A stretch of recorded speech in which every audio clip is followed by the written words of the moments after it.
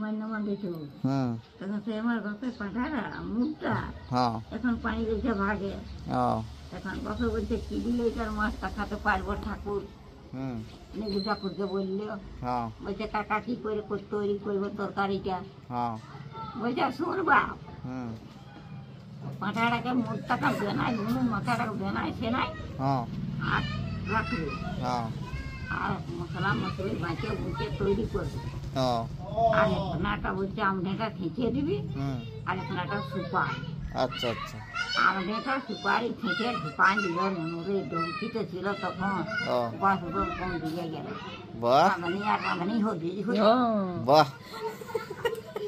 আর বলে তোর বয়স কত হইলো বল না তাও?